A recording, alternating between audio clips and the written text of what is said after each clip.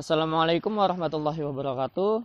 Perkenalkan, nama saya Abdullah Azza Milenia, mahasiswa IAIN Salatiga, program studi Ilmu Al-Quran dan Tafsir, dengan nomor induk mahasiswa 53020180092. Video ini dibuat untuk tugas akhir pada mata kuliah Pemikiran Modern dalam Islam yang diampu oleh Bapak Farid Hasan.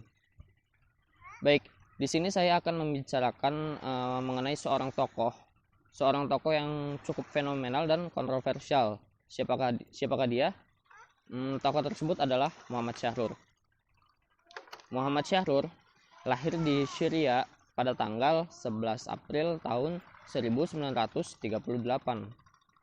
Pendidikan terakhir beliau yaitu fokus pendidikan pada spesialis teknik tanah dan teknik fondasi di Irlandia National University.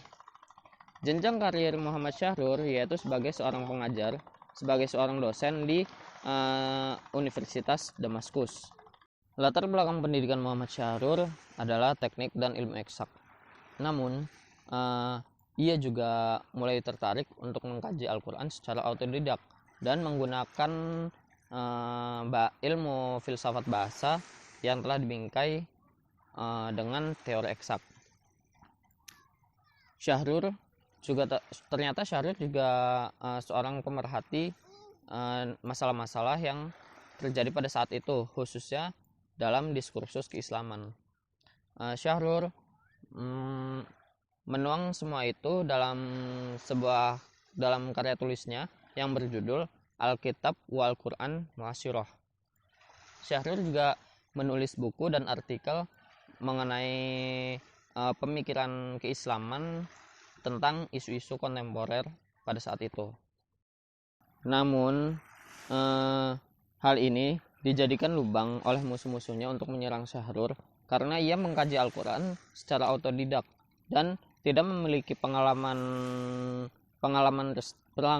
pelatihan resmi atau sertifikat dalam ilmu-ilmu keislaman.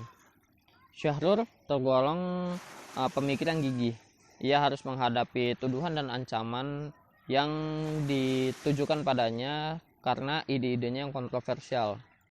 Lepas dari pro dan kontra tentang ide dan gagasan Muhammad Syahrur yang kontroversial, ia telah menjadi tokoh yang fenomenal. Pemikirannya yang liberal, kritis, dan inovatif telah mengantarkan dirinya menjadi seorang tokoh yang dapat diperhitungkan di dunia muslim kontemporer. Pemikiran Muhammad Syahrur memiliki konsepsi yang realistis tentang permasalahan akidah, politik, dan tata sosial ke masyarakat Islam modern. Pendekatan bahasa yang dilakukan Muhammad Syahrur dalam mengkaji Al-Quran akhirnya membuat dia menarik suatu kesimpulan bahwa produk hukumnya sangat terpengaruh pada konteks sosiokultural. Ia menganggap perlu adanya reinterpretasi terhadap teks-teks Al-Quran dengan harapan terjadi sinkronisasi antara teks dan realita masyarakat kapanpun dan dimanapun. Muhammad Syahrur memiliki sebuah teori, yaitu teori batas. Dengan teori batasnya ini, ia mencoba menerapkan teks-teks Al-Quran ke dalam realita kehidupan dengan batasan-batasannya. Batasan di sini ada batasan maksimum atau maksimal dan batasan minimum atau minimal. Hukum-hukum dalam Al-Quran menurut Muhammad Syahrur bersifat elastis, dapat ditarik dan disesuaikan dengan konteks dan zaman. Kondisi masyarakat berada pada ruang lingkup batasan tersebut, dan selama tidak melewati batasan yang telah ditetapkan, hukumnya boleh dilakukan. Muhammad Syahrur, satu dari sekian banyak intelektual Arab kontemporer yang sedikit banyak mewarnai dialektika pemikiran Arab kontemporer, khususnya tertuang dalam karya tulisnya yang berjudul Alkitab wa Al-Quran Qiraah Mu'asyirah, berupaya menggugat monopoli pembacaan teks suci dan berupaya meruntuhkan metode yang ditawarkan ulama klasik yang cenderung unscientific.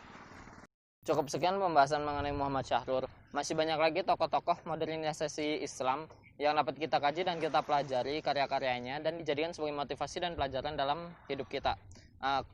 Cukup sekian yang dapat saya sampaikan. Kurang dan lebihnya mohon dimaafkan. Wassalamualaikum warahmatullahi wabarakatuh.